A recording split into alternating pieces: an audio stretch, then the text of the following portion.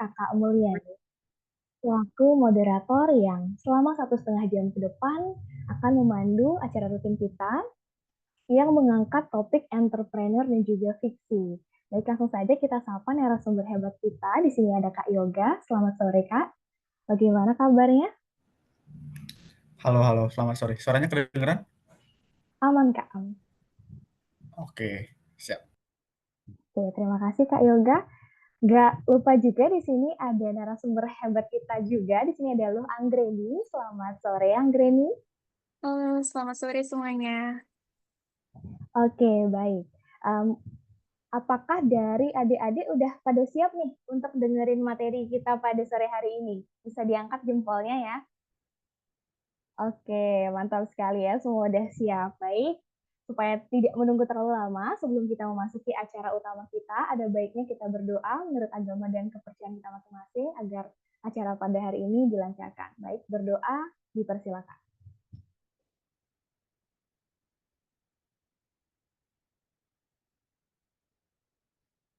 Ada kata akhir dalam berdoa. Baik, langsung saja kita memasuki sesi pertama kita, yaitu pemaparan materi entrepreneur bersama Kak Yoga. Untuk waktu dan tempat, dipersilakan. Oke, terima kasih, Dek Mulyani ya. Oke.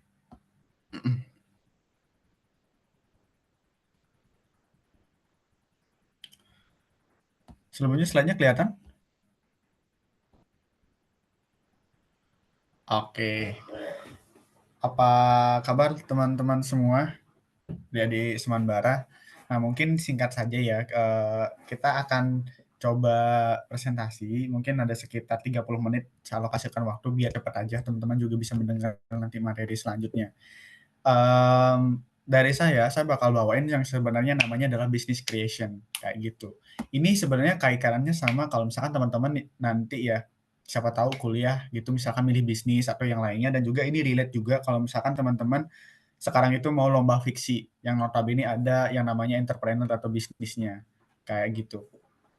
Nah, jadi materi yang mungkin saya panggil aku ya, atau saya lah, saya sampaikan ini sebenarnya namanya business creation, membuat bisnis. Tapi bisnis apa yang kita buat, yang pertama adalah creating valuable business. Valuable business itu artinya adalah bisnis yang benar-benar ada artinya gitu, nggak asal bikin, nanti kan? Dan juga kita akan membangun creating the mindset, seperti itu. Kalau teman-teman ada kendala ketika misalkan mendengarkan, nanti langsung aja ya disampaikan, kayak gitu. Oke, nah yang pertama ini ada beberapa summary ya, daftar isinya. Yang pertama saya akan jelasin self summary, perkenalan dulu. Kemudian ada basic bisnis, bisnis itu seperti apa. Kemudian ada creating the business, bagaimana caranya kita menciptakan bisnis itu sendiri, gimana caranya kita bikin competitive advantage atau keunggulan gitu istilahnya ya. Terus itu adalah yang selanjutnya managing the business, apa dasar pengelolaan bisnis, kayak gitu. Dan best practice, jadi biar nggak asal ngomong aja, bukti nyata di lapangan itu seperti apa dalam mendirikan bisnis, kayak gitu. Oke. Nah, selanjutnya kenalan dulu, nama saya, kayak gitu, Imade Yogi Windu Saputra.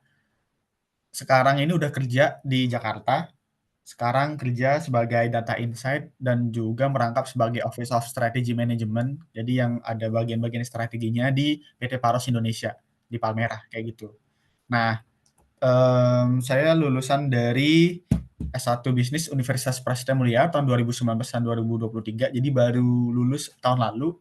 Kemudian juga SMA-nya Semanbara tentunya, angkatan kelima ya, Utara Geraha. Di sini ada Utara Geraha?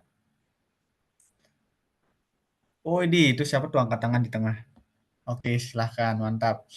Nah, terus itu juga sebenarnya angkatan kelima, tapi saya ada gap year setahun kayak gitu, jadi ada program KLS ke Amerika waktu itu.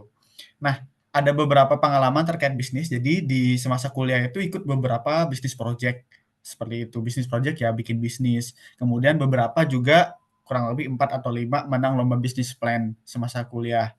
Nah, terus itu juga pas SMA saya ikut klubnya klub Gebra ya.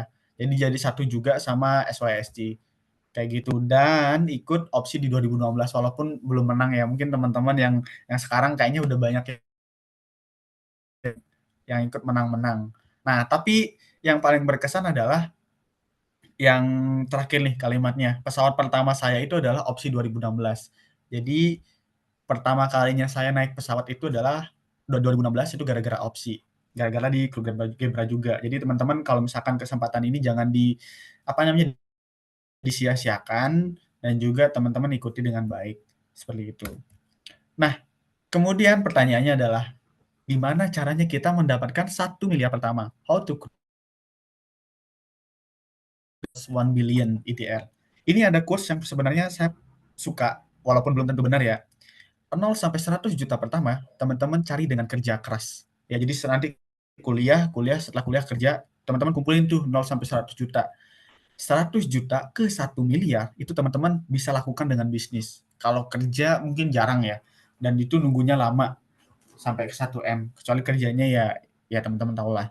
Kemudian juga 1 M ke 100 M itu dengan bisnis dan investasi, seperti itu. Jadi kalau 100 juta ke 1 M itu bisa dicari dengan bisnis, dan yang ke 1 M ke 100 M itu bisa dicari juga tambahan dengan investasi. Investasi itu seperti apa ya? Misalkan teman-teman saham ataupun juga yang lainnya, ataupun bikin bisnis dan bisnisnya jadi gede, nah itu bisa. Dan teman-teman ingat, walaupun kita memiliki latar belakang yang notabene beda dibandingkan dengan orang-orang lain di luar sana, teman-teman punya kesempatan juga kok untuk membuat angka-angka ini menjadi kenyataan. Seperti itu. Jadi jangan pernah jangan pernah takut untuk bermimpi. Kemudian itu adalah, apa itu bisnis? Kalau kemarin kan teman-teman bahasanya adalah wirausaha gitu ya, kewirausahaan dan yang lain sebagainya. Nah, apa itu bisnis? Jadi simpelnya adalah bisnis itu ya kegiatan ekonominya yang bertujuan untuk mendapatkan laba. Segala sesuatu teman-teman nih yang mendapatkan laba itu bisa dibilang sebagai bisnis. Kayak gitu. Ya misalkan teman-teman di OSIS misalkan kayak gitu yang si kewirausahaan jualan gorengan gitu setiap angkatan, ya itu namanya bisnis karena menghasilkan laba kayak gitu. Nah, kalau wirausaha itu artinya adalah keahlian ya, kemampuan, mindsetnya, individunya kayak gitu bisa dibilang ya. Menjadikan dasar untuk menjadi sukses di dalam dunia bisnis. Jadi sebenarnya kalau wirausaha itu kan keahlian ya. Kewirausahaan juga ya sama aja sebenarnya kayak gitu. Bisnis dan kewirausahaan hampir-hampir sama aja. Cuman kata-kata yang lebih populer itu ya bisnis, atau kalau wirausaha ya namanya entrepreneur, kayak gitu. Nah, kemudian adalah pertanyaannya, kalau kita bikin bisnis, apakah profit is a must? Apakah laba itu mutlak? Kayak gitu kan. Laba itu mutlak, yes, tapi yang pertama adalah kita lihat dulu, kalau bisnisnya bisnis umum, contohnya adalah, ya misalkan teman-teman jualan gorengan, bikin warung, profit itu adalah objektifnya kayak gitu. Contohnya ya warung, toko brand, apapun itu, misalkan teman-teman bikin produk yang bisa dijual lah, apalah itu pokoknya. Kalau misalkan menghasilkan keuntungan, itu hasilnya profit, ya itu adalah keharusan, karena teman-teman harus, modalnya harus cepat balik, kayak gitu. Tapi kalau startup teman-teman, objektif utamanya itu adalah growth. Growth itu pertumbuhan. Contoh misalkan pakai HP, HP-nya itu ada aplikasi kayak gitu. Nah, aplikasinya itu pendirinya itu pasti namanya startup juga. Kayak gitu. Dan yang dicari pertama adalah growth, pertumbuhannya. Baru nanti kalau udah stabil itu mencarinya profit. Kalau misalkan teman-teman sekarang itu udah conscious ya, ada banyak perusahaan sekarang itu startup tuh kebanyakan gulung tikar juga. Kenapa? Karena mereka sampai sekarang nggak profit. Contoh nih, teman-teman tahu Tokopedia ya. Tokopedia bahkan sampai sekarang itu pun belum profit, belum menciptakan keuntungan, belum laba, belum membati lah istilahnya bahasa Balinya ya kayak gitu. Kenapa? Karena yang diciptakan itu ya growth, pertumbuhannya dulu. Gitu. Selama 10 tahun dia yang cari jumlah yang make berapa, kliennya berapa, yang jualan di sana berapa dan lain sebagainya. Dan ada namanya bisnis sosial atau social organization ya. Jadi mereka yang fokusnya ke pelayanan sosial. Mereka tuh objektifnya bukan menciptakan keuntungan. Contohnya ya kita bisa yayasan, yaitu contoh social organization-nya. Dan yang terakhir adalah tetap penting, profit important to make your company keep running maksudnya. Artinya adalah ya teman-teman perlu profit atau laba biar perusahaan teman-teman tuh tetap jalan, kayak gitu. Contoh nih misalkan, angkatan yang ditugaskan untuk kewirausahaan, yang jualan-jualan itulah biasanya Sabtu Minggu. Iya, mereka harus profit biar tetap jalan, kasnya biar nambah, kayak gitu. Kalau nggak nambah kan dimaluin nanti. Maksudnya malulah sama adik kelas nanti kalau misalkan nggak, apa namanya, kas yang dikasih nggak sesuai gitu kan. Nah, tapi nanya dulu, di sini masih ada kan kewirausahaan gitu yang jualan-jualan setiap Sabtu Minggu gitu? Masih ada ya? Manggut-manggut aja? Hah, udah nggak ada ya? Waduh, sayang banget sih. Nggak apa-apa lah ya, semangat ya. Kayak gitu, no comment saya. Nah, terus adalah gimana caranya bikin bisnis? Kayak gitu pertanyaannya kan. Satu, bisnis itu datang dari peluang. What is the opportunity outside? Apa peluang di sana? Contoh di Tejekule itu banyak sambuk misalkan, serabut kelapa. Nah, itu tuh adalah peluang bisnis kayak gitu kan. Bukan peluang lah namanya lah istilahnya. Misalkan di Wonogiri itu suhunya dingin, cocok untuk nanam stroberi. Ya udah kita tumbuhin stroberi, nanti kita jual stroberi, yaitu bisnis juga namanya. Atau enggak misalkan di pantai nih, pantainya bersih, kayak gitu, nggak ada yang giniin. Terus itu juga orang belum tahu di sana, ya udah itu opportunity, kayak gitu misalkan. Nah, yang kedua, what is the customer problem? Apa yang sebenarnya kendala yang dihadapi konsumen? Kayak gitu. Apa yang kendala dihadapi konsumen? Misalkan kendalanya saya pakai HP tapi HP-nya cepat panas, kayak misalkan kayak gitu kan. Atau enggak, saya makan jajan apa tapi itu kepedesan misalkan kayak gitu. Nah, terakhir, apakah kamu bisa menyelesaikan masalahnya? Kayak gitu. Misalkan saya udah lihat sambuk atau serabut kelapa di Tejukuli itu banyak.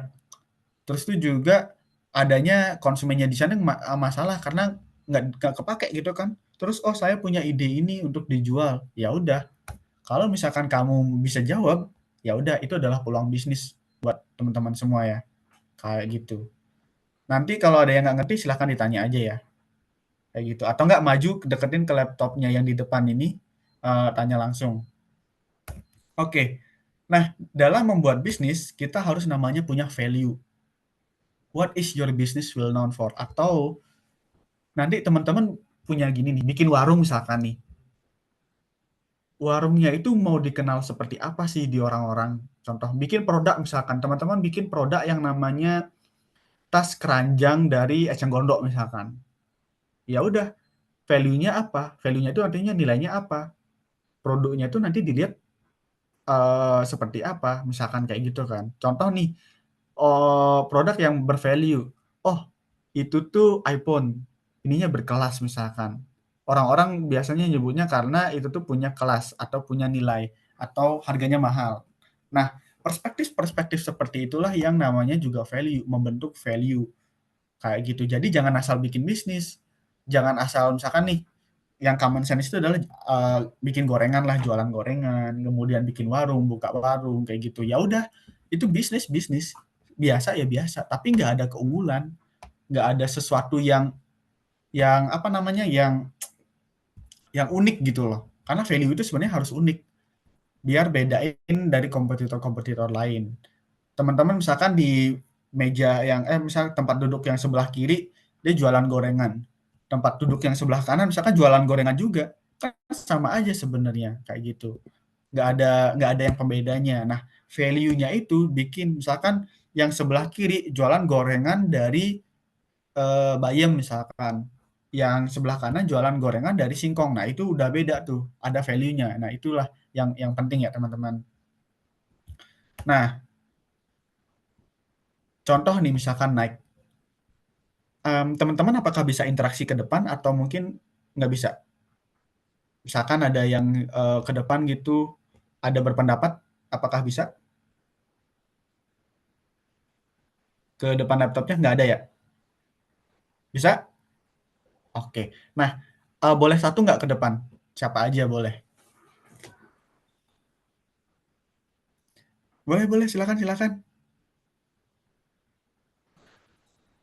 Itu yang baju putih di depan, cowok boleh deh ke depan. Ya itu ya. Oke.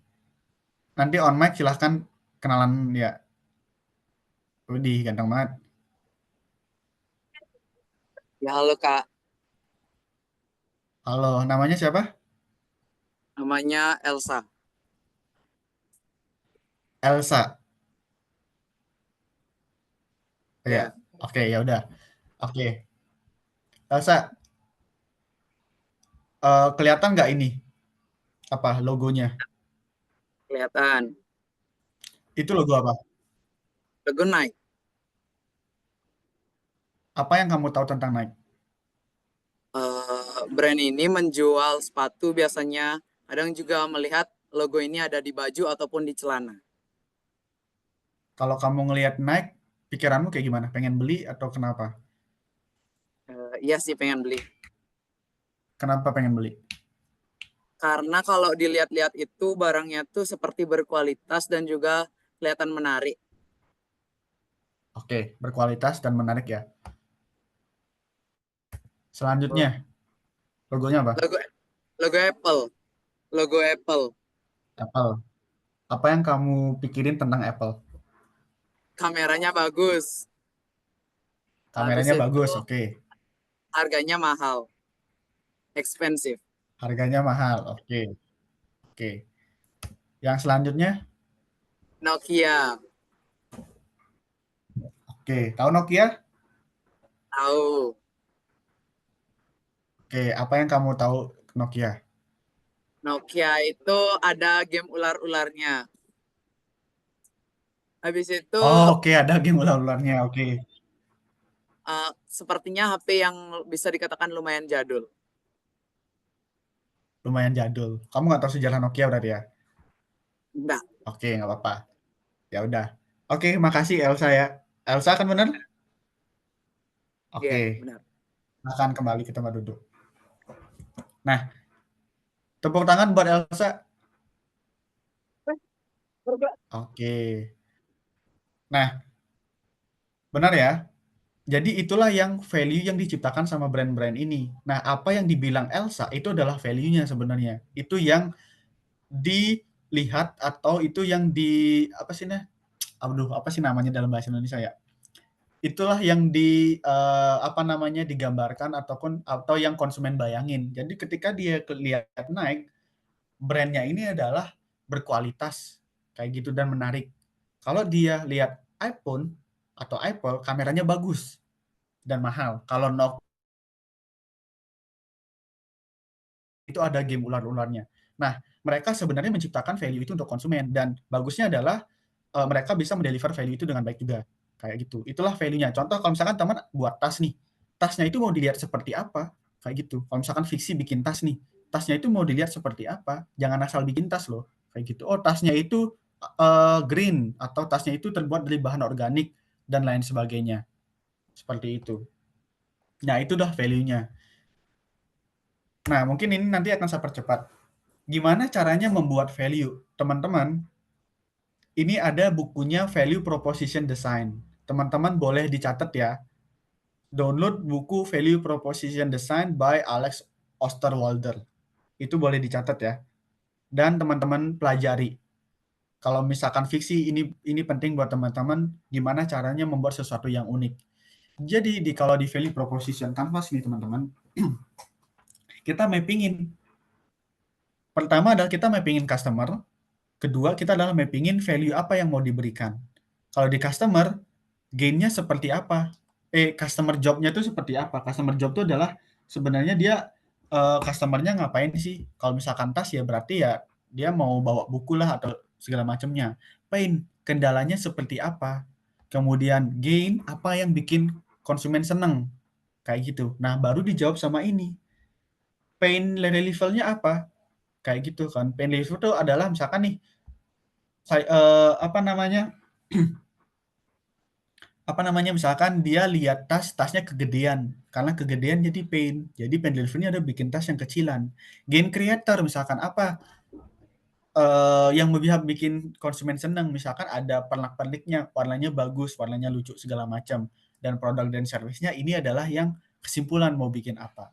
Nah, Ini adalah contohnya ya teman-teman, bisa dilihat di foto, kalau misalkan bawa HP juga bebas. Kalau nggak kebaca mohon maaf ya, kayak gitu. Jadi misalkan pain-nya nih, ini tuh adalah customer job tuh, ini kita lagi bikin produk Daifuku namanya, mochi, jualan mochi. Jobnya adalah biar memuaskan konsumen kayak gitu kan. Pain-nya apa? Dia ternyata pas makan mochi porsinya kedikitan, rasanya nggak konsisten, kemudian variannya terbatas, kayak gitu. Dijawab, apa namanya, porsinya yang lebih gede, kasih porsi yang lebih gede. Kemudian gain-nya apa yang bikin konsumen senang? Varian rasanya yang lebih banyak, kayak gitu. Atau yang lainnya. Gain creator misalkan kita kasih tampilan yang lebih menarik dengan posisi buah di atas, misalkan kayak gitu. Nah, ini bisa difoto. Tapi product and service di sini yang kita berikan apa? Oh, kita mau kasih mochi dengan ukuran yang lebih gede karena konsumennya tuh nggak kenyang kalau makan kekecilan, dan konsep street food misalkan kayak gitu. Nah, itu adalah contoh-contohnya. Lebih lengkap seperti apa mungkin nanti ketika udah kita mulai mentoring, saya bakal bisa lebih dalemin ke sini ya, kayak gitu. Nah, terus ini bisnis modelnya. Kalau teman-teman fiksi, saya juga lihat timeline-nya itu pedoman lombanya ada yang namanya value proposition ya, ada yang namanya customer relationship, customer segment, dan segala macamnya. Nah, sebenarnya bentuk idealnya itu adalah kayak gini, tapi di fiksi itu dijabarin berdasarkan apa namanya tabel-tabel kayak gitu. Nah, ini ada value proposition. Value-nya apa? Teman-teman mau bawain apa? Kayak gitu. Apa keunggulan dari produknya? Kemudian customer segment. Siapa konsumennya? Kemudian customer relationship-nya. Gimana caranya biar konsumennya tetap sama teman-teman? Kemudian ada channel. Channel-nya teman-teman mau jualan lewat apa? Kayak gitu. Dan revenue stream. Teman-teman nih mau produknya mau dapat untung dari mana aja. Kayak gitu. Nah, kemudian di sini ada lagi key activities-nya. Untuk teman-teman bisa bikin value ini, teman-teman ngelakuin apa aja? Oh, misalkan masak, misalkan bikin patung atau yang lainnya. Key resource-nya juga ada. Bahan-bahannya apa? Key partner-nya ada juga di sini. Siapa yang teman-teman ajak kerja sama? Dan untuk segala aktivitas yang menciptakan value ini, cost structure, sumber dananya dari mana? Pembiayaannya gimana? Biayanya berapa? Nah, kayak gitulah. Oke. Nah, ini contoh-contohnya. Delivering nih, love itu artinya value ya, channelnya itu dengan apa, ini konsumennya. Nah, ini juga. Nah, teman-teman bisa download bukunya, cari di internet, Business Model Generation by Alex Osterwalder. Dicatat ya, pelajari itu. Untuk fiksi, teman-teman, saya yakin akan sangat terbantu dengan adanya mapping ini. Nah, terus adalah ini contohnya. Teman-teman kalau lomba bisnis plan, ini pasti akan selalu ada di lomba teman-teman semua. Tahap pertama adalah pasti bikin bisnis model kanvas dulu, kayak gitu. Nah, ini salah satu bentuknya ya, perlu bikin bisnis model kanvas. Jadi inilah yang udah disusun berdasarkan teori yang tadi, disusun menjadi ini, kayak gitu. Value-nya apa? Oh, kita mau bikin Daifuku. Daifuku itu adalah mochi khas Jepang ya, dengan porsi yang lebih gede. Konsepnya street food, packaging-nya transparan, bla bla bla segala macam. Konsumennya siapa? Demografis usianya 15 sampai 39 tahun, pria, wanita, ekonominya menengah ke atas, geografis wilayah Tangerang, Banten, psikologinya ini, perilakunya ini, kayak gitu. Lebih jauh. Customer relationship-nya, oh kita ada awareness, kita naikin lewat sosial media. Kemudian adalah kita pakai channelnya jualannya offline. Indirect kita juga jualan lewat Instagram atau website, seperti itu. Revenue stream-nya di mana? Saya dapat penjualannya dari Daifuku Mochi-nya itu. Ada dapat untung juga dari penjualan gift box, photo booth, dan lain sebagainya.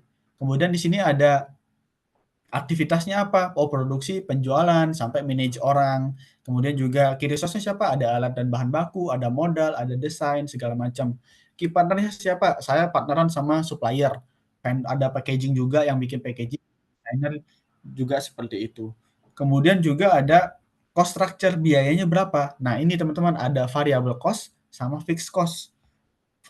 Biaya variabel itu misalkan adalah biaya yang muncul untuk satu buah produk.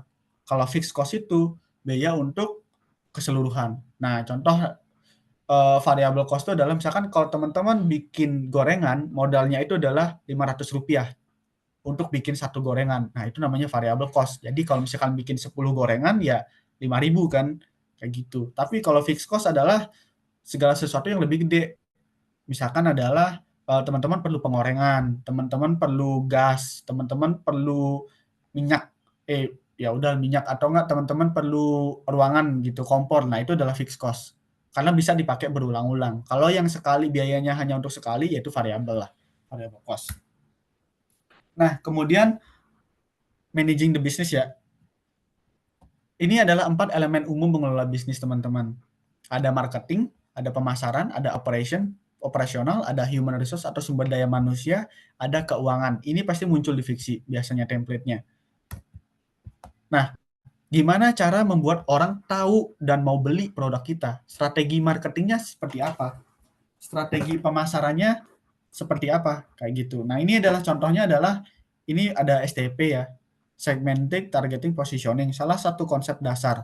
Teman-teman harus segmentasi. Teman-teman mau jualan ke orang yang mana? Spesifik. Ke orang siapa? Umurnya berapa? Siapa? Positioningnya teman-teman mau memposisikan produk teman-teman itu seperti apa? Kayak gitu. Nah, ini ada 7P ya. Kalau misalkan teman-teman di fiksi kewirausahaan biasanya kan 4P. Product, price, place, people. Product, price, place, promotion gitu kan biasanya 4 ini aja. Nah, ditambahin sebenarnya ada physical evidence-nya, ada proses, ada people. Produk tuh produknya seperti apa? Price harganya berapa? Tempatnya gimana? Orangnya siapa? Promosinya kayak gimana? Nah, kemudian masuk ke operasional. Gimana caranya bikin produk?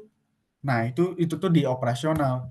Siapa suppliernya? Nah, itu terkait juga operasional.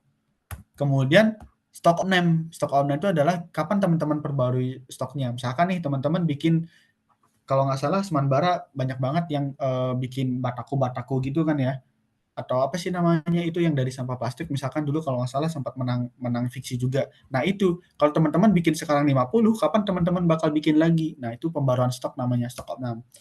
Kemudian kalau di sumber daya manusia, human resource, gimana strukturnya? Siapa yang ketuanya? Siapa jadi CEO-nya? Kayak gitu kan. Siapa jadi COO-nya? Kayak gitu. Nah, kemudian kalau ada konflik gimana? Kayak gitu. Gimana caranya ngatasi konflik? Apa KPI dan job desk masing-masing tim, masing-masing orang? Misalkan kalau teman-teman berlima nih, siapa yang jadi ketua? Siapa yang megang marketing? Tugasnya ngapain? Siapa yang megang bikin produk? Tugasnya ngapain? Kalau di financing, di finance, ini salah ya, human finance, harusnya finance, adalah bagaimana caranya dapat modal? Siapa yang nantinya modalnya? Modalnya berapa gede? Siapa yang ngasih duit? Kayak gitu kan. Nah, itu finance. Berapa biaya COGS-nya? Berapa biaya bahan bakunya? Untuk bikin satu gorengan itu berapa? Nah, kemudian lagi, kapan akan balik modal? Kayak gitu, break even point. Kapan balik modal? Teman-teman jualan berapa nih? Biar teman-teman bisa merasakan yang namanya untung untuk berkelanjutan. Nah, terus adalah berapa kalau misalkan nih teman-teman udah punya bisnis, kalau teman-teman jual sekarang, harganya berapa nilai bisnisnya? Kayak gitu. Nah, itu valuasi. Kayak gitu. Contoh nih Tokopedia sekarang valuasinya udah di atas 1.000 triliun mungkin ya. Kayak gitu. Nah, itu yang namanya valuasi. Dia udah berjalan 10 tahun kebentuk 1.000 triliun misalkan kayak gitu. Nah, ini adalah contoh-contoh dasar. Jadi beberapa bagian itu saya singkat-singkat aja. Nanti kalau misalkan teman-teman butuh mentoring ataupun training lebih lanjut terkait dengan bisnisnya ini bisa jelasin lebih spesifik kayak gitu. Nah, ini contoh-contohnya ya. Dan yang terakhir adalah ini adalah project bisnis saya. Kayak gitu. Jadi kalau misalkan nih Kak Yogi nih ngomong aja nih di depan teori-teori doang, ya nggak apa-apa kayak gitu kan. Tapi intinya adalah ini adalah project bisnis saya dulu waktu kuliah kayak gitu kan. Sekarang udah nggak megang ini ya, disclaimer. Ini kita jualan mochi Daifuku kayak gitu. Itu ini kelihatan kan mochinya seperti ini. Aneh memang sih karena mochinya khas Jepang. Kalau teman-teman pernah lihat film-film Jepang, nah pasti ada. Dan teman-teman, ini adalah cash flow-nya. Di awal kita mendirikan Furuku ini modalnya 30 juta. 30 juta ya. Dan cash flow-nya di bulan Juni aja kita buka bulan Maret, di bulan Juni kita udah ada di angka 63 juta. Udah balik modal. Balik modalnya itu di bulan Mei awal. Kayak gitu. Dan di bulan Juli ini, bulan Juli terakhir di 2023, saya bikin tuh kan, modalnya udah balik 3 kali lipat. Jadi awalnya yang kita modalnya 30 juta, di akhir udah jadi 120 juta secara cash dan secara aset ya. Nah itu contohnya kayak gitu. Ini adalah bisnis yang dulu saya bikin, tapi akhirnya saya jual, jadi saya ambil bagian aja. Cuman memang kan kalau bisnis itu nggak hanya ada asetnya, tapi ada brand value-nya juga. Brand itu dinilai juga sebenarnya. Cuman kemarin memang kita nggak ambil. Nah mungkin saya akan overtime sedikit 2 menit lagi ya, Kak Made Mulyani, mohon izin. Ini adalah video bisnisnya mungkin. Jadi teman-teman, nah ini kayak video lomba banget sih, tapi sebenarnya enggak. Karena ini buat kebutuhan, apa namanya, buat kebutuhan untuk setor ke kampus, kayak gitu.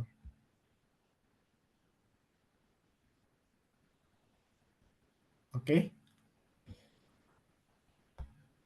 Suaranya masuk nggak? Nggak kedengeran ya? Oke. Ya udah deh. Karena apa namanya? Karena videonya nggak mau play, biar nggak memakan waktu, teman-teman bisa cek aja IG-nya Furuku ya. Bisa cek aja IG-nya Furuku. Furukunya seperti ini. Furukunya seperti ini di IG atau di TikTok, nanti teman-teman bisa lihat. Dan itu adalah bisnis dari saya kayak gitu. Nah, value-nya seperti apa yang tadi saya pengen bikin mochi yang lebih gede. Kayak gitu.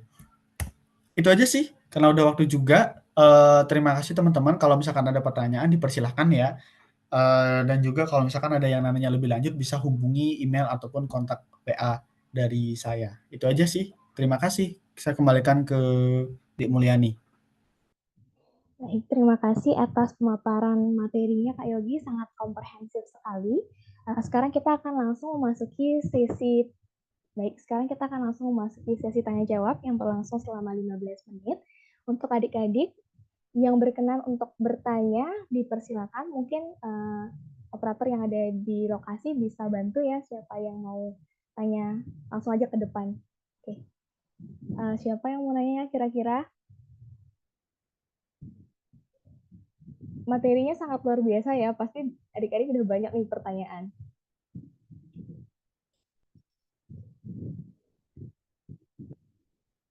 Di sini layarnya agak kecil, jadi nggak akan kelihatan kalau ada yang angkat tangan, langsung aja ke depan ya.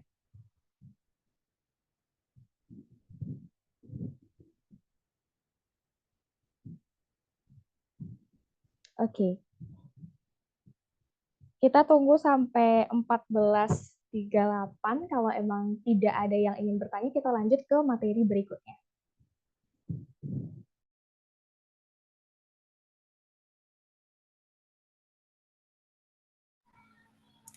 Iya. Nanti kalau mau lu nanya, tanya ke WA aja, Sabi. Atau enggak tanya Kak Wicak.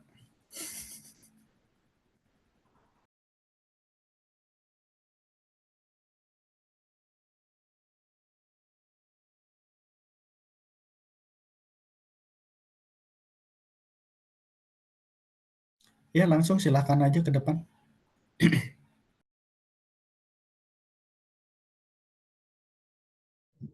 Kapan lagi coba?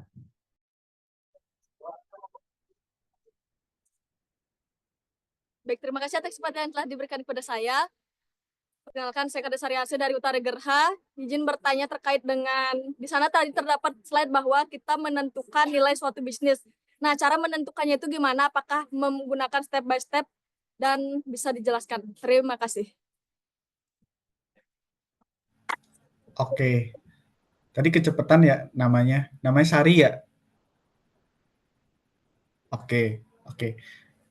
Gimana caranya membentuk value? Value, ingat ya, value adalah sesuatu yang membuat produk atau bisnis kita itu unik beda dari yang lain, dan itu yang akan diterima oleh konsumen. Misalkan nih, saya jualan gorengan nih, jualan gorengan.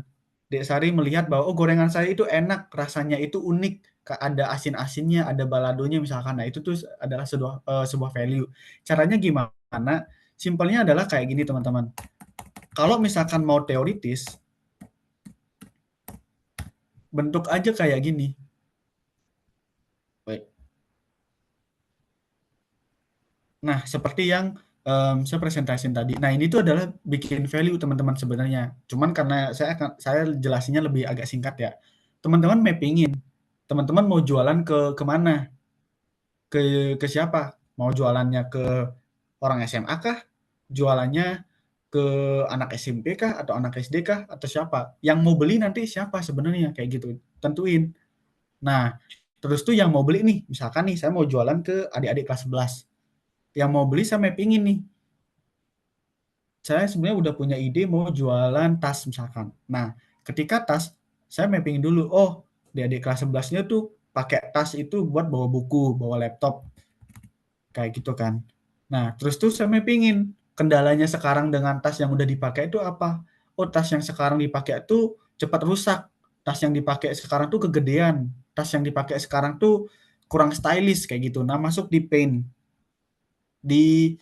pain-nya konsumen. Di gain, apa harapannya? Oh, dia pengen tas yang warnanya bagus, tas yang bentuknya kekinian, kayak gitu di sebelah sini, yang di atas ada smell-nya. Nah, baru teman-teman bikin di sini. Oh, dia ternyata tasnya mudah rusak. Saya mau bikin dari terbuat dari kulit jeans misalkan, atau apalah, kulit sapi atau apapun itu, atau misalkan tas kain yang lebih tebal. Nah, itu adalah value. Kemudian, oh saya mau bikin stylenya tuh kayak tasnya Dilan atau tasnya Korea-Korea gitu nih, biar menarik. Ya, itu adalah gain creator di sini. Jadi, di product and service di bagian sini, saya mau bikin tas yang kuat, berbahan jeans dengan style Korea. Kayak gitu. Nah, itu adalah sebuah value, teman-teman. Kayak gitu. Mappinginnya sebenarnya sederhananya kayak gini aja. Cuman ini perlu agak lebih detail aja sih. Kayak gitu. Untuk spesifik mungkin nanti bisa tanya-tanya di luar jam ini aja, biar bisa disampaikan dengan lebih jelas aja kayak gitu. Itu sih. Baik, terima kasih atas responnya Kak Yogi. Mungkin kita open lagi satu penanya dari adik-adik. Oke, dipersilakannya langsung ke depan. Baik Kak, terima kasih atas waktu yang diberikan kepada saya. Perkenalkan, nama saya Putu Melka Marvela dari Nairi Tigerha. Izin bertanya Kak, bagaimana sih cara kita dalam mematangkan atau meyakinkan ide yang kita punya dalam memulai bisnis baru, dan bagaimana cara kita memahami peluang yang ada di sekitar kita? Sekian, terima kasih. Oke, terima kasih ya. Pertama adalah peluang dulu ya, akan saya jawab. Teman-teman, kalau peluang itu adalah teman-teman lihat segala sesuatu, yang mana yang bisa menghasilkan uang. Motivasinya itu dulu sih. Yang mana yang bisa menghasilkan uang, itu adalah peluang. Teman-teman lihat misalkan nih, lihat ada temennya malas gitu belanja ke koperasi, itu adalah uang teman-teman, kayak gitu. Oh nanti saya beliin ke koperasi ya, tapi saya kasih 500 atau 1000. Nah itu adalah uang bisnis. Nah itu adalah peluang, kayak gitu. Terus tuh juga adalah lihat aja ke depan, mindsetnya itu ya adalah ya, kalau misalkan pebisnis kebanyakan memang mindsetnya adalah money gitulah, uang ya. Tapi perlu diselingi dengan sesuatu hal-hal yang kreatif. Nggak hanya nggak hanya duit aja kayak gitu, sesuatu yang lebih kreatif. Saya mau nih jokiin, oh ya saya beliin kamu jajan ya di koperasi, nanti kayak kasih saya 1000, kayak gitu. Jangan kayak gitu, mungkin yang lebih kreatif. Cari misalkan, oh siapa lagi yang mau beli sama saya, nanti saya kasih diskon deh. Kalau ada 5 orang yang mau nitip belanja di koperasi, kasih saya 1000 aja atau 2000 aja, nanti gitu. Nanti saya bantu giniin bla bla bla segala macam. Nah, itu adalah lebih sesuatu hal yang lebih kreatif. Peluang itu ada banyak sebenarnya teman-teman. Semanbara misalkan, peluangnya apa ya?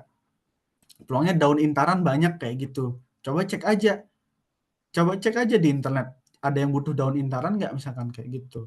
daun intaran bisa diolah jadi apa lagi. Nah, itu adalah peluang. Lihat aja, tapi fokusnya biasanya adalah ini ya, kalau kita ngomongin bisnis dan kewirausahaan, misalkan kayak gitu. Jadi sesuatu yang menghasilkan uang tapi diolah dengan lebih kreatif lagi. Kayak gitu. Karena ujung-ujungnya kalau bikin bisnis adalah profit. Walaupun profit itu sebenarnya nggak mutlak. Kayak gitu. Tapi ya ujung-ujungnya to keep your company running pakai uang. Nah, kedua itu adalah bagaimana mematangkan ide bisnisnya. Teman-teman perlu riset. Teman-teman sekarang mau bikin tas untuk cewek, tanya teman-teman cewek, saya mau bikin tas gini bagus nggak? Kayak gitu. Kira-kira kalau saya jual tas kayak gini, kamu mau beli nggak? Kayak gitu. Nah, kalau temannya bilang bagus, berarti idemu oke. Kalau teman-temanmu bilang nggak bagus, ya berarti idemu kurang oke. Tapi kurang oke dalam artian digali apa namanya, tas seperti apa yang dipengenin sama dia, kayak gitu. Atau enggak jangan-jangan dia bukan marketnya. Artian adalah jangan-jangan sebenarnya dia lagi nggak butuh tas, tapi kamu tanyain tas, ya jelas nggak masuk akal.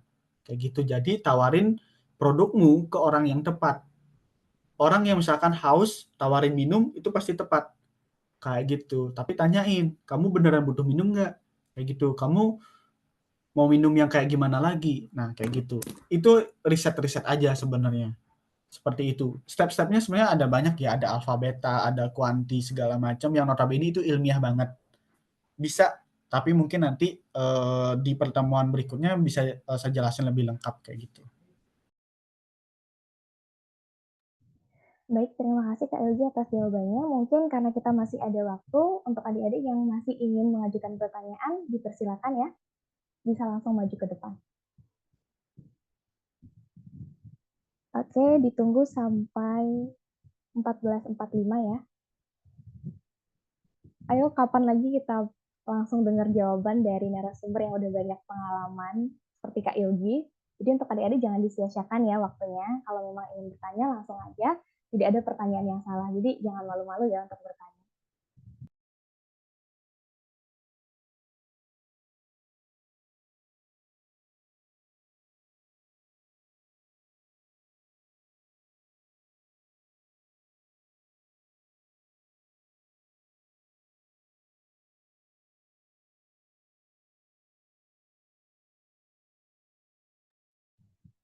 Lagi 1 menit ya. Ayo, siapa yang mau bertanya? Yang di belakang mungkin. Kayaknya banyak pertanyaan nih dari unek-unek adik-adik nih. Langsung aja disampaikan ya.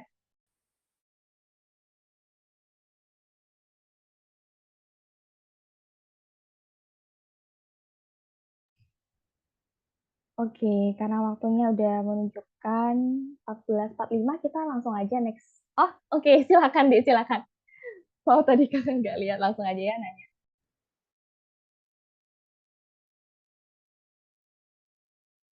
Kak, apa suara saya dapat bisa terdengar? Aman, aman. Perkenalkan, nama saya Niputu Adi Kusumayanti, bisa dipanggil Ari. Saya ingin bertanya, bagaimana pengalaman kakak dalam berbisnis? Sekian, terima kasih. Oke, terima kasih ya. Karena memang saya jawab singkat aja, karena memang jurusan saya tuh jurusan bisnis. Jadi kebanyakan proyeknya itu adalah proyek bisnis. Jadi di tahun kedua itu bikin bisnis lumayan sih, tapi nggak semuanya untung juga. Maksudnya kayak pas bikin bisnis ada ruginya juga. Di tahun kedua tuh saya rugi.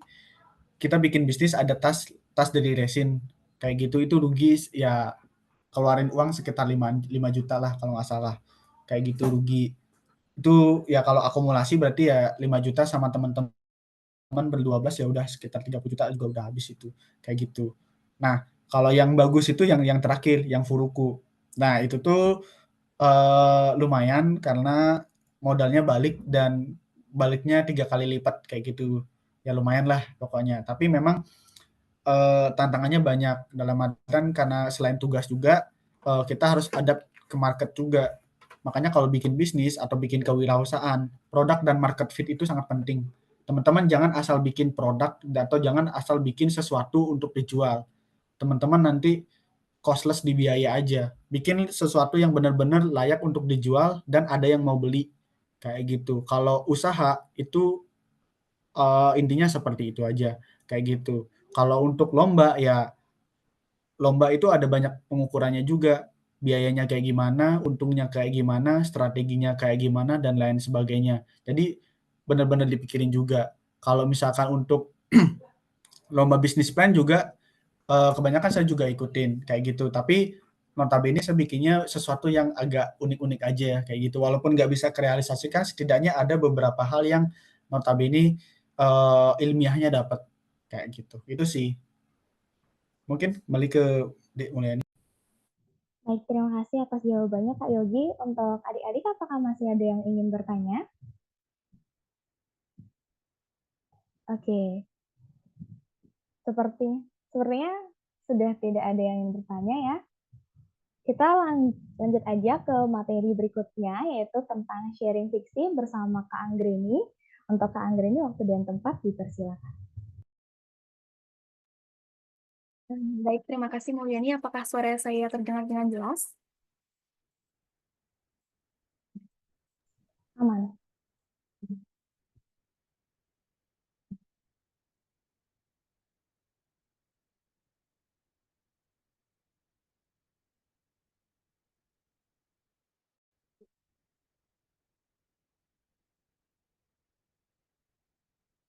Apakah slide-nya sudah terlihat? Sudah. Oke, baik. Selamat sore semuanya. Selamat sore adik-adik, selamat sore Kak Yogi, dan selamat sore juga untuk Mulyani. Pada kesempatan yang cerah ini, saya diberikan kesempatan untuk sharing session mengenai fiksi yang pernah saya ikuti pada tahun 2022. Sebelum saya mulai, izinkan saya memperkenalkan diri terlebih dahulu. Perkenalkan, saya Luh Anggreni. Saat ini saya masih mahasiswa semester 3 di Universitas Pendidikan Ganesha dengan jurusan S1 Manajemen. Adapun pengalaman saya selama di SMA dan kuliah ini yaitu di fiksi 2022, ada juga di karya tulis ilmiah, dan juga aktif mengikuti kompetisi bisnis selama di perkuliahan. Nah, saya merupakan alumni Semanbara Angkatan 10 dan anggota KIR SYSC. Langsung saja kita pada materi, yaitu learn more about fiksi. Nah, fiksi yang sudah seperti kita ketahui bersama ya, ini adalah event tahunan yang diadakan oleh Kemendikbud, di mana memiliki tujuan untuk merangsang jiwa kewirausahaan dan inovasi dari anak-anak muda. Lanjut saja, yaitu dari kategori lomba yang diadakan oleh fiksi. Yang pertama yaitu ada rencana usaha dan juga pengembangan usaha.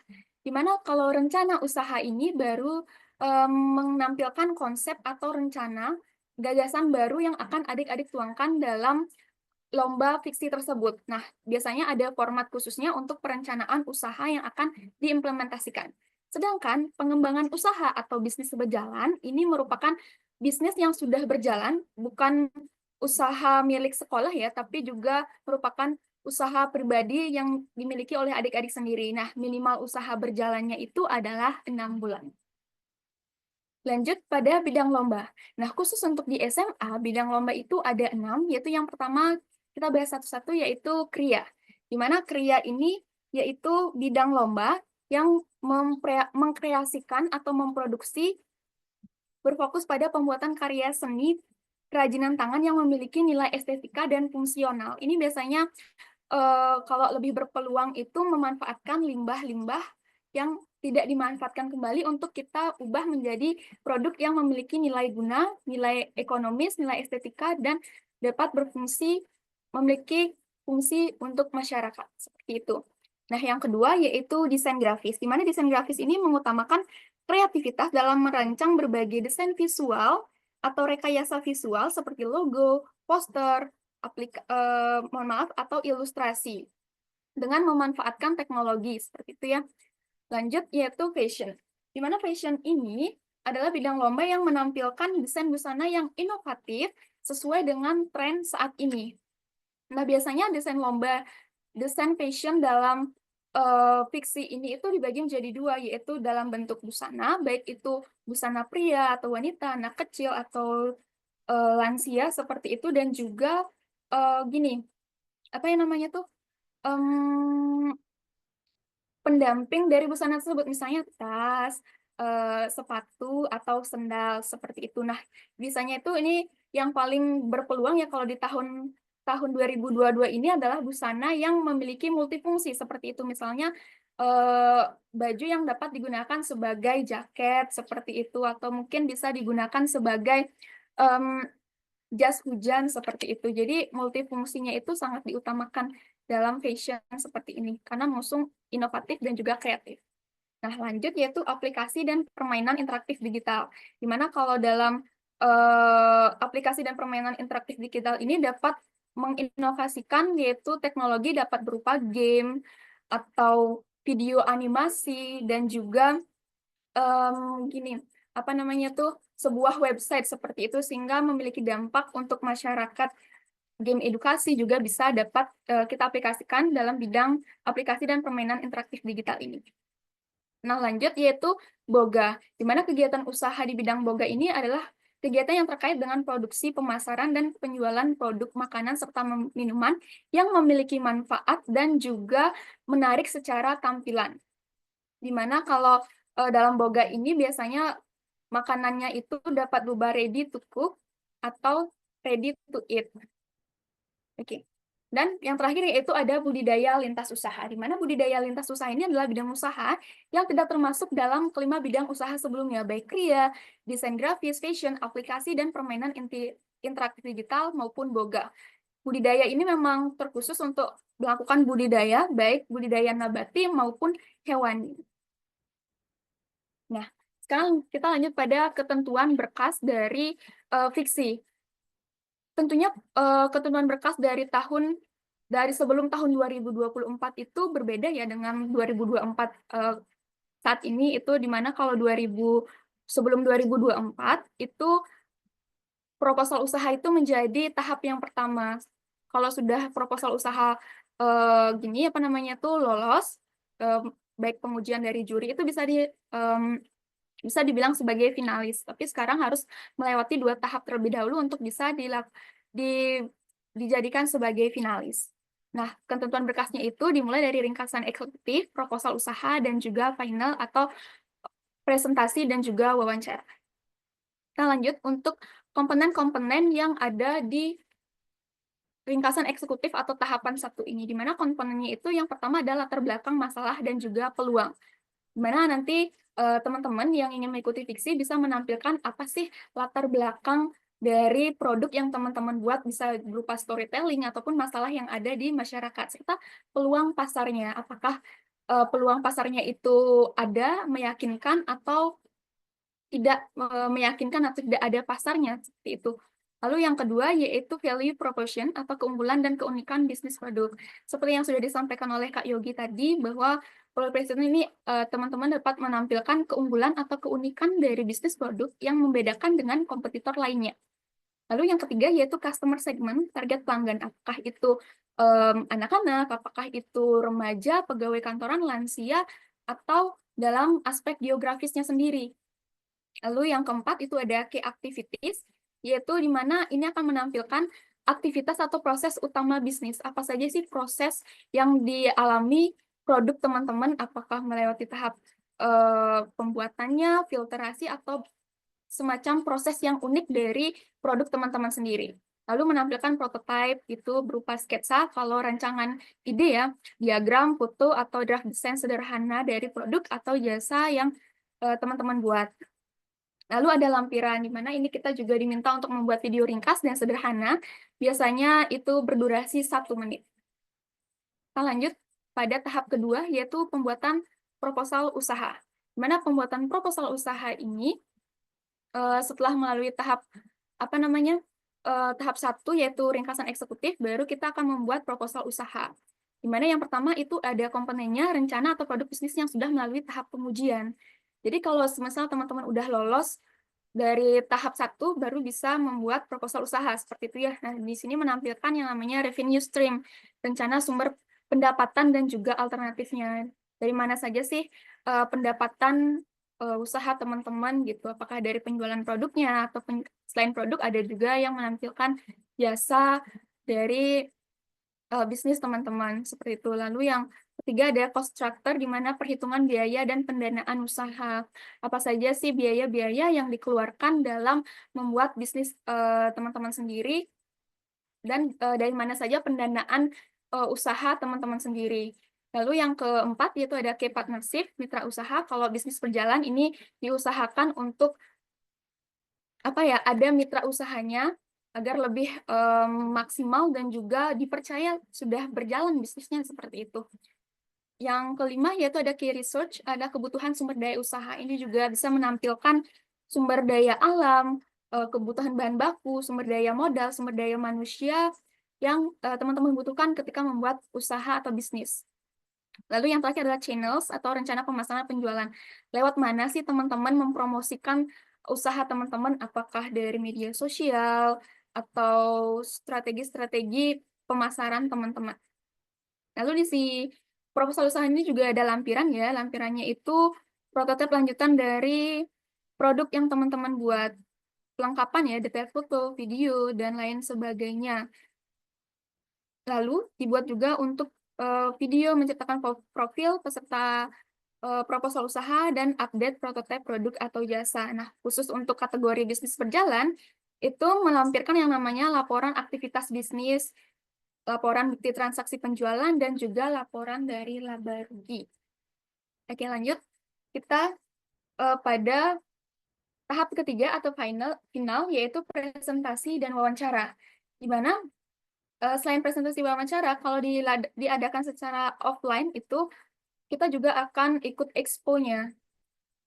Dari presentasi dan wawancara, ada pun kontennya yang harus teman-teman buat dalam PPT atau pitch deck, yaitu yang pertama market size atau potensi pasar. Potensi pasar yang produk teman-teman miliki seperti itu. Apakah potensi pasarnya bisa lewat geografis, itu ada di Jawa atau di Bali, seperti itu. Lalu strategi pemasarannya seperti apa, teman-teman juga dapat jelaskan apakah dengan memberikan promo, diskon, dan juga paket-paket bundling yang dapat menarik perhatian konsumen untuk membeli produk teman-teman. Lalu analisis kompetitor, di mana kita dalam membuat usaha pasti memiliki yang namanya kompetitor. Nah, teman-teman bandingkan SWOT produk teman-teman dengan kompetitor yang ada. Kompetitor itu adalah pesaing yang sejenis dengan produk yang teman-teman buat gitu. Misalnya kalau lilin aromaterapi pasti kan ada pesaingnya, entah itu ada di luar daerah atau juga di luar daerah seperti itu. Nah, unique selling point itu adalah keunggulan atau pembeda produk teman-teman dengan produk lainnya seperti itu. Dan rencana pengembangan usaha. Nah, pengembangan usaha ini bisa berupa apa sih rencana pengembangan usaha teman-teman dalam 3 tahun ke depan atau 5 tahun ke depan, baik dalam segi inovasi, layanan, dan lain sebagainya yang ingin teman-teman kembangkan lagi, yang teman-teman evaluasi dari usaha teman-teman sendiri. Lalu yang terakhir itu ada analisis keuangan, laporan penjualan untuk kategori bisnis berjalan gitu. Kalau rencana bisnis itu bisa dibuat analisis keuangannya dengan misalnya dengan seperti yang tadi dijelaskan oleh Kak Yogi, yaitu dengan BEP, sedangkan kalau laporan kategori bisnis berjalan itu bisa menggunakan COGS seperti itu. Nah, konteksnya ini dalam penilaian presentasi dari Dewan Juri, di mana ketika performa presentasi mulai dari sikap, kesiapan, penguasaan, penyampaian, serta pembagian peran, di mana sikap kesiapan dari teman-teman presentasi itu sangat mendukung dalam presentasi ya. Jangan teman-teman ragu dalam presentasi, jangan gugup, jangan juga tegang seperti itu, relax, tetap semangat. Presentasi murah senyum seperti itu ya, pandangan ke depan, maksudnya tidak terlalu menghafal presentasi seperti itu ya. Dan penguasaan materi ketika pada saat tanya jawab atau wawancara seperti itu. Penyampaiannya juga jelas, artikulasinya jelas, serta pembagian peran. Jangan sampai dengan tim itu terlalu ada yang dominan dalam pembagian materi pada saat presentasi. Nah, performa presentasi ini dapat teman-teman latih ketika teman-teman pada saat pra-presentasi seperti itu. Teman-teman itu latihan bersama teman-teman, bersama pembina, dan juga bersama mentor dengan memprediksi pertanyaan-pertanyaan apa sih yang mungkin muncul atau yang mungkin disampaikan oleh juri, sehingga memudahkan teman-teman untuk menjawab dan tidak gugup atau bingung seperti itu ya, dan tidak saling menuduh ketika ada pertanyaan. Dalam artian, kamu nih yang jawab gitu, biar nggak ada kayak gitu, biar siapa yang bisa menjawab itu langsung menjawab seperti itu. Kalaupun ada tambahan, itu bisa langsung disampaikan ketika temannya sudah selesai melakukan menjawab pertanyaan dari juri. Gitu. Nah, selain itu, dari produk juga dinilai dari kebermanfaatan sosialnya. Apakah produk teman-teman itu memiliki manfaat sosial, misalnya dapat menambah lapangan pekerjaan, dan juga selain itu kebermanfaatan sosial dapat dilihat juga dari kebermanfaatan lingkungannya. Apakah produk yang teman-teman buat itu memiliki dampak terhadap lingkungan seperti itu? Apakah ada sustainable gitu, keberlanjutan atau yang lain sebagainya? Performa produk atau jasa, di mana apakah produk atau jasa yang teman-teman tawarkan ini berpeluang nggak di pasaran seperti itu? Nah, untuk expo ini adalah terkait dengan penampilan foto, poster, produk, video, teaser, dan pernak-pernik pendukung display booth masing-masing finalis pada saat akan ada presentasi dan wawancara offline seperti itu. Oke. Nah, sekarang di sini kakak mau sharing sedikit terkait dengan pengalaman kakak di fiksi pada tahun 2022. Apa sih yang menarik dari fiksi tersebut? Nah, ini ya, kita flashback pada tahun 2022. Ini kakak bersama partner kakak, yaitu Mirah Marcelinda, mengikuti fiksi budidaya lintas usaha dengan bisnis berjalan. Dengan produk yaitu soft candle, eco-friendly candle aromaterapi dari minyak jelantah. Seperti itu. Jadi, produk kami itu adalah lilin aromaterapi yang memiliki gabungan dari limbah minyak jelantah digabungkan dengan produk kami, sehingga memiliki nilai atau keunggulan, yaitu ada pemanfaatan dari segi lingkungan, yaitu minyak jelantahnya sendiri kami olah, filtrasi untuk dijadikan sebagai lilin aromaterapi seperti itu. Seperti yang sama yang dikatakan oleh Kak Yogi tadi juga, bahwa dalam membuat produk kita harus mampu menjawab masalah apa saja yang ada di sekitar, peluang yang ada, serta apa solusi yang dapat kita berikan. Kalau dianalisis, ini soft candle itu masalahnya itu ada yang pertama yaitu minat terhadap lilin aromaterapi itu meningkat. Pada tahun 2022, berdasarkan Google Trends, itu kakak dapat mencari itu ternyata lilin aromaterapi itu memiliki trends yang sangat tinggi di kalangan remaja seperti itu ya. Lalu selain itu juga dari masalahnya itu ada limbah minyak jelantah itu yang tidak dimanfaatkan dengan baik seperti itu ya. Itu juga berdasarkan survei di Kubu Tambahan kami mencari data-data berapa banyak sih minyak jelantah yang dihasilkan oleh warga sekitar Kubu Tambahan gitu. Minyak jelantah itu minyak sisa menggoreng itu ya yang sudah tidak digunakan kembali. Nah, solusinya kami buat lilin aromaterapi. Lilin aromaterapi yang tidak dapat membahayakan lingkungan seperti itu. Eco-friendly gitu ya. Nah, selain itu ada pun peluangnya. Peluangnya apa? Peluangnya itu karena di Bali, khususnya itu pariwisata ya. Pariwisata itu banyak yang namanya hotel dan juga spa serta villa yang membutuhkan minyak aromaterapi untuk desain interior dari ruangan-ruangan dari villa ataupun hotel tersebut seperti itu. Dan juga ini dapat juga menarik wisatawan asing ya, karena di luar negeri juga lilin aromaterapi sangat dibutuhkan. Ini juga pas waktu presentasi ya, presentasi kakak bersama dengan juri, ini adalah produknya, produk lilin aromaterapinya, dan ini adalah pengumuman awardingnya. Kebetulan dapat medali perak gitu ya. Lalu lanjut, nah ini, apa yang menarik sebenarnya dari fiksi? Sangat banyak yang menarik ya, terutama ketika kita membuat suatu produk yang kita buat dengan tangan sendiri gitu, bisa dibilang kria gitu ya. Kita dapat wawasan baru gitu, dimulai dari kita ini filtrasi minyak jelantah. Ini tuh jadi kayak wawasan baru di teman-teman Seman Bara sendiri, kayak baru tahu, oh ternyata minyak jelantah itu bisa difiltrasi ya gitu. Terus ini juga hasil filtrasi minyaknya kita gabungkan dengan lilinnya. Ini juga unik ya, lilinnya dari wadahnya itu dari bambu dan juga minyak, mohon maaf itu dari batok kelapa juga ada versinya. Ini ketika bisnis berjalan, kami melakukan yang namanya MOU atau kerjasama. Bisa dibilang ini adalah suatu ketidaksengajaan yang membawa keberuntungan. Ketika kami take foto di salah satu coffee shop di Singaraja ya, kami bertemu dengan namanya Profesor Budasi, ya seorang pemilik villa di Sunas Papia. dia tertarik dengan produk lilin aromaterapi kami. Kami menjelaskan tentang bagaimana produk kami, keunggulannya seperti apa, manfaatnya untuk keberlanjutan. Dan kebetulan villa beliau ini adalah villa yang mengusung konsep Trihita Karana gitu kan. Teman-teman sendiri tahu ya apa itu Trihita Karana. Nah, jadi setelah itu kami melakukan MOU bersama Profesor Budesi yang dibimbing juga oleh kakak mentor mengenai MOU-nya seperti itu.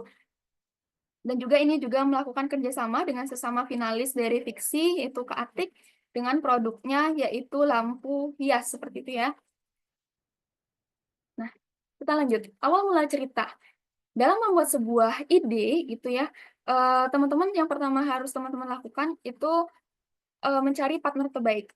Partner terbaik yang bisa diajak berdiskusi dengan baik, bisa diajak untuk saling mendukung gitu ya, tidak hilang-hilangan dan tidak egois seperti itu, karena ini akan mendukung proses dari pembuatan lomba teman-teman sendiri. Nah, bagusnya di Semanbara itu tuh kalau misalnya lombanya fiksi ini kan ajang tahunan ya, jadi kayak sudah disiapkan lebih awal-awal dulu. Dari Desember pun kita sudah memikirkan ide untuk lomba fiksi ataupun opsi ke depannya, meskipun masih lama gitu ya. Nah, setelah menemukan tim terbaik itu kita lanjut mencari ide atau gagasan atau inovasi yang dapat kita jadikan ide kita pada lomba tersebut seperti itu. Setelah menemukan ide, melakukan riset, melihat kondisi pasar gitu ya, kita lanjut ke diskusi bersama mentor. Nah, bersama mentor ini kita diskusikan peluangnya apa saja, tantangan yang dihadapi oleh tantangan yang dihadapi dari produk kita itu seperti apa gitu. Nah, saran kakak ketika memilih mentor itu pilih mentor yang sesuai dengan bidangnya seperti itu ya, biar nanti memudahkan berdiskusi. Kalau di bisnis kita pilih yang di bisnis seperti itu ya. Tapi tak jarang dari Semanbara sendiri sangat merangkap ya, bisa juga kakak yang satu itu memegang bisnis dan juga bisa memegang karya tulis ilmiah gitu atau opsi. Jadi pandai-pandai lah teman-teman memilih mentor juga gitu. Nah, selain mentor itu setelah kita berdiskusi dengan mentor, kita langsung ke bersama pembina gitu ya. Kita di ACC idenya, setelah itu pasti juga pembina akan bertanya-tanya mengenai apa prospeknya, bagaimana tantangannya, seperti itu. Ketika sudah disetujui bersama pembina, barulah kita mengeksekusi. Kalau misalnya bisnisnya berjalan, teman-teman harus sudah menentukan yang namanya peralatan, bahan baku, mitra, dan juga target pasarnya seperti itu. Nah, tahun 2022 itu ini merupakan judul-judul yang bukan lolos, apa namanya, mendapat emas seperti itu ya. Itu dari Boga, itu ada Crispy Brownies gluten free, di mana dia membuat sebuah inovasi brownies untuk kalangan yang memiliki berat badan lebih tapi ingin tetap mengkonsumsi gitu ya, mengkonsumsi brownies seperti itu ya, sehingga tidak menambah berat badannya seperti itu. Nah, kalau budidaya lintas usaha, ini yang dapat emas ya.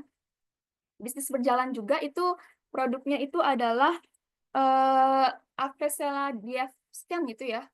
Ini adalah produk yang memanfaatkan salah satu rosella, itu adalah bahan bisa dibilang sebagai obat-obatan untuk menghilangkan panas dalam seperti itu. Bagusnya mereka itu sudah melakukan uji apa ya?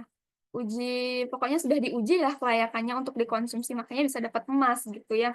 Fashion juga di sini dia membuat tas dan juga game, aplikasi dan video animasi itu membuat aplikasi Esamora, itu aplikasi yang untuk memantau ketika terjadi ujian online gitu ya. Kalau dulu kan 2022 masih online ya ujiannya, jadi ini untuk digunakan untuk memantau.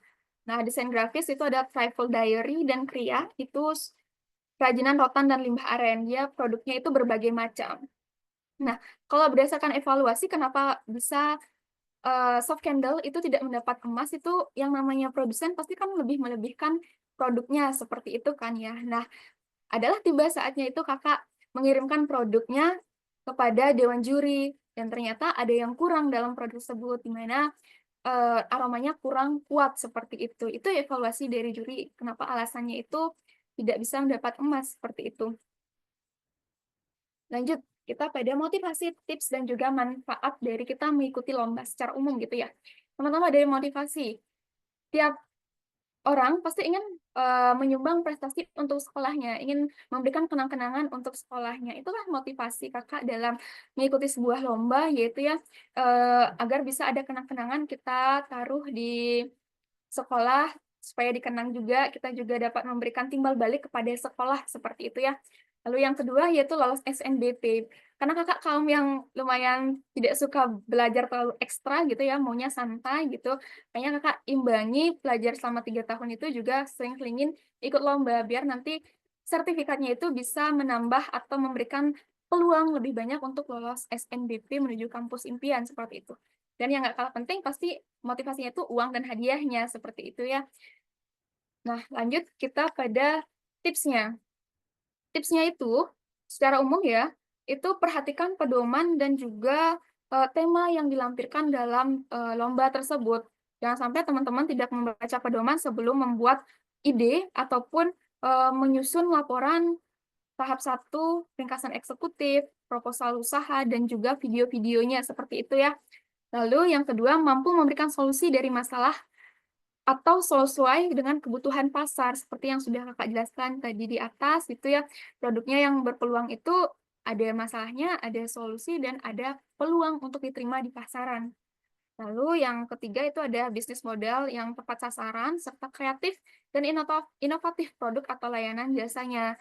Analisis SWOT yang sesuai atau adanya analisis kompetitor, kerja keras dan juga kerja tim, jangan lupa. Dan juga yang terakhir itu berdoa. Kembali lagi itu hoki-hokian ya. Kalau ikut lomba itu biasanya hoki-hokian dan tergantung dengan usaha dan juga doa yang teman-teman panjatkan. Seperti ada kok yang sudah berusaha semaksimal mungkin tapi belum juara seperti itu ya. Mungkin juaranya itu ada di next lomba seperti di event lain. Jadi teman-teman jangan pantang menyerah dan coba saja. Lalu yang terakhir adalah manfaat. Di mana manfaat ini kita dapat rasakan ya ketika mengikuti lomba, pasti akan ada yang namanya prestasi nasional. Kalau dalam tingkat nasional ya, dapat juga sertifikat nasional gitu. Lalu berpeluang untuk lolos SNBP atau lolos kampus impian itu sangat besar gitu ya peluang kemungkinannya gitu. Lalu yang ketiga pastinya akan memudahkan teman-teman dalam mencari beasiswa. Karena dengan beasiswa, dengan teman-teman mengikuti lomba seperti itu, teman-teman diketahui, wah anak ini kreatif nih, inovatif, disiplin, kerja keras gitu ya. Lalu kedua, lalu itu menambah relasi dengan teman-teman ikut lomba, teman-teman akan terus termotivasi untuk ikut lomba lagi, dan tentunya pasti akan menemukan teman-teman yang sefrekuensi, sevisi gitu ya dengan tujuan teman-teman. Dengan motivasi tentu teman-teman akan memiliki semangat berkarya lebih jauh lagi, menciptakan ide-ide dan memudahkan teman-teman menemukan ide yang lebih baru lagi. Dan yang terakhir menemukan passion. Seperti kakak saat ini mungkin setelah ikut fiksi itu lebih menemukan passion kakak di kewirausahaan seperti itu ya. Dan ya terakhir, terima kasih untuk teman-teman yang sudah memperhatikan, tetap semangat dan good luck. Oke. Sekian presentasinya. Saya serahkan kembali kepada Mulyani. Baik, terima kasih Kak Anggrini. Materinya sangat komprehensif dan menarik sekali ya untuk kita bahas bersama di sini. Baik, kita lanjut aja ke sesi berikutnya, yaitu sesi tanya-jawab. Untuk adik-adik yang ingin mengajukan pertanyaan, bisa langsung ke depan ya. Bisa langsung ke depan, terus on mic aja. Ini materinya keren loh, untuk bekal adik-adik nanti ikut lomba, apalagi kan kita pasti selalu ngirim ya tim fiksi setiap tahunnya. Jadi untuk adik-adik yang tertarik nih untuk membahas lebih dalam bersama Kak Andre ini, dipersilakan untuk bertanya ya.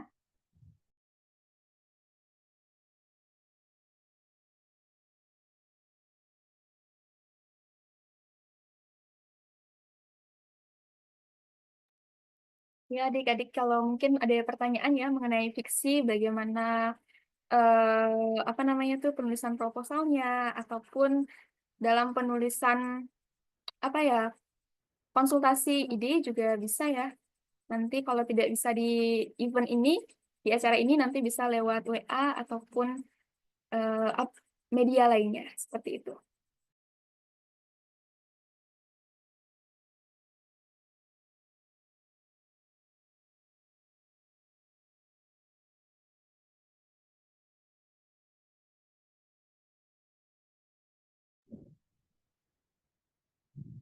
Oke, di sini siapa sih yang tertarik ikut fiksi? Bisa angkat tangan dong. Ini adik-adik nggak ada yang tertarik ikut fiksi ya? Oke, ada yang angkat tangan. Oke, yang angkat tangan ke depan dong. Kita sharing-sharing nih, kenapa nih tertarik ikut fiksi? Sekalian nanti bisa ditimpali sama Kak Anggreni ya. Yang baju hitam cowok rasanya tadi angkat tangan tuh. Ayo deh. Oke, sudah ada yang maju ya, dipersilakan.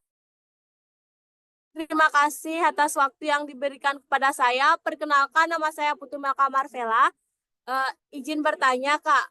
Untuk di fiksi ini kan juga menyangkut ke dalam bisnis. Nah, untuk bisnis yang dijalankan itu harus berjalan atau boleh hanya desain saja terlebih dahulu? Sekian, terima kasih. Baik, terima kasih sebelumnya pertanyaannya kepada Marcella.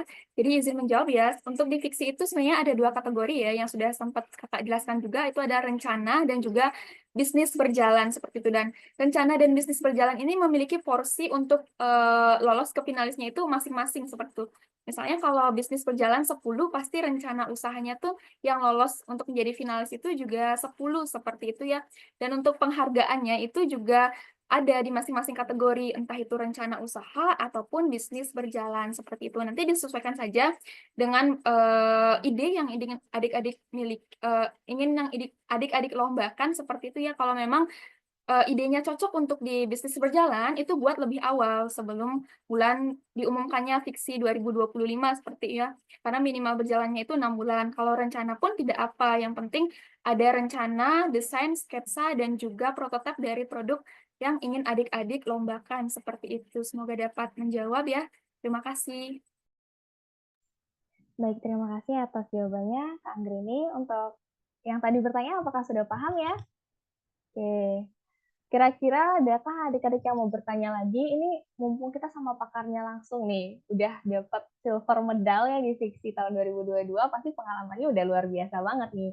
Untuk adik-adik yang masih penasaran atau masih punya pertanyaan, jangan buang-buang kesempatan dan waktu ya, karena kapan lagi coba? Ayo, untuk adik-adik yang mau maju, silakan ya langsung ke depan aja. Kita open pertanyaan itu sampai jam 15.25 ya. Oke.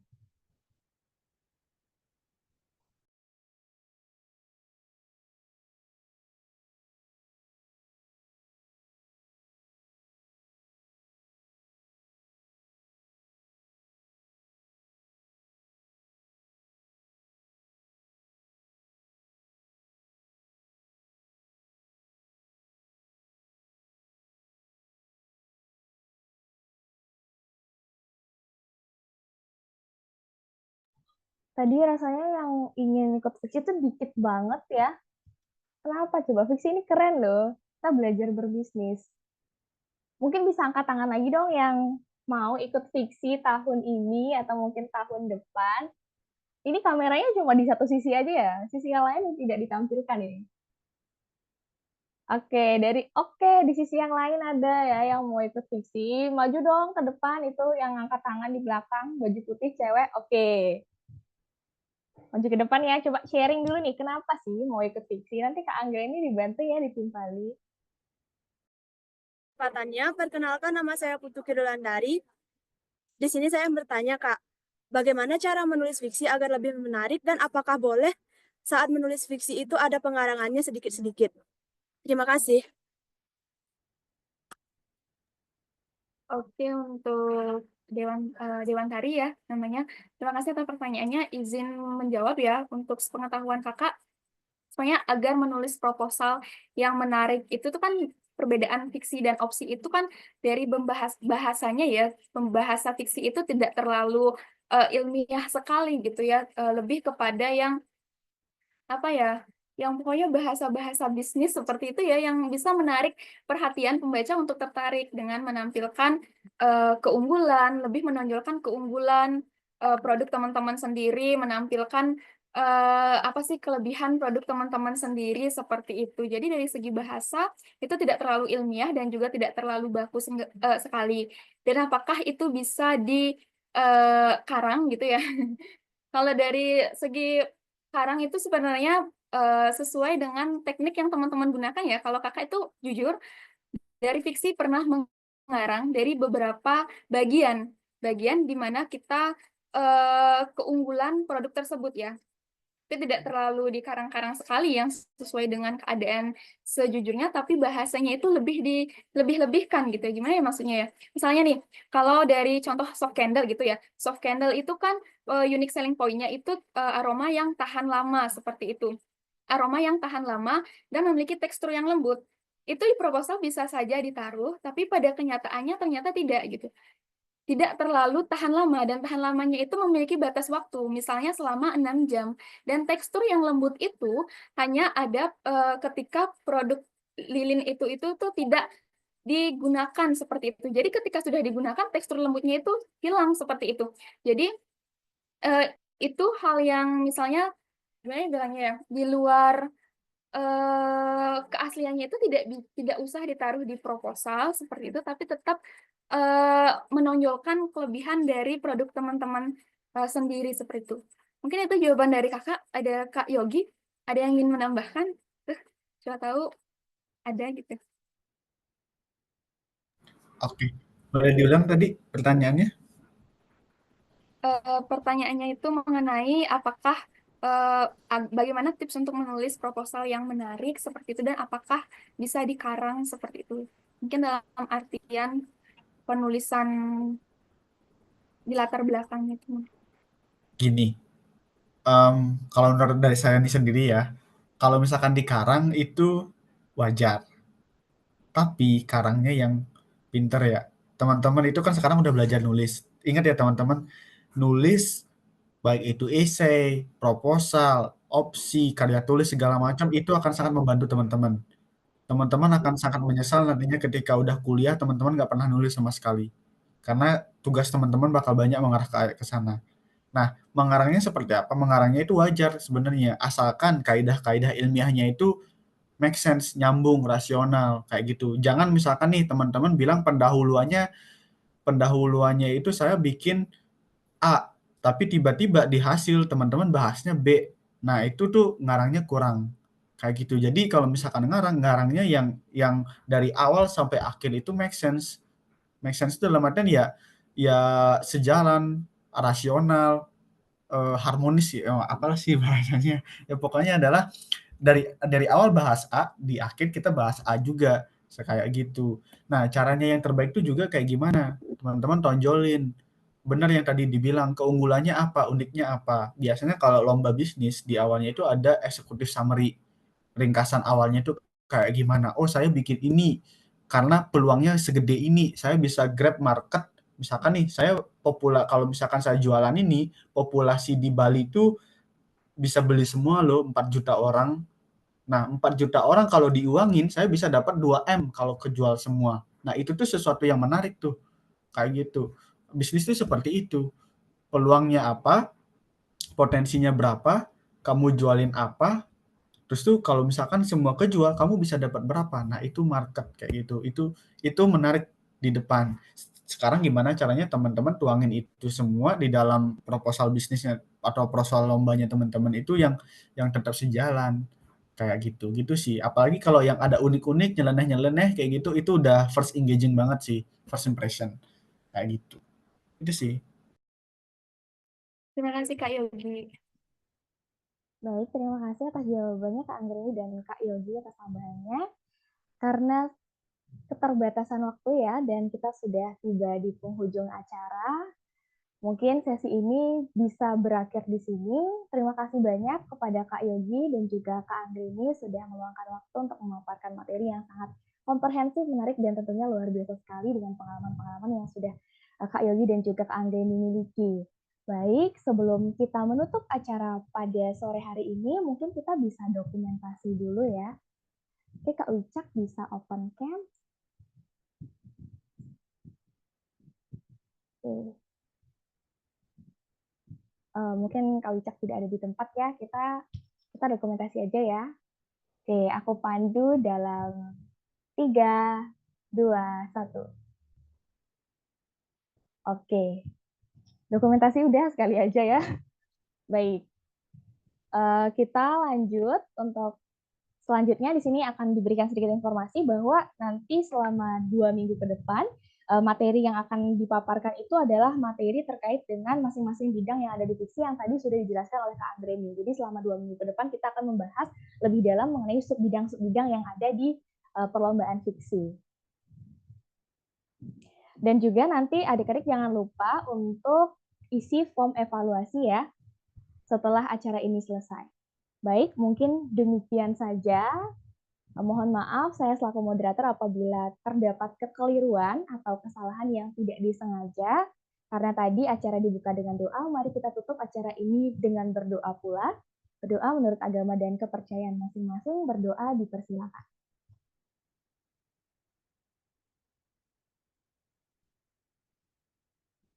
Oke, ada kata akhir dalam berdoa. Baik, sekali lagi terima kasih saya ucapkan kepada narasumber hebat kita dan untuk adik-adik yang sudah berkenan meluangkan waktu mendengarkan sesi kita pada hari ini.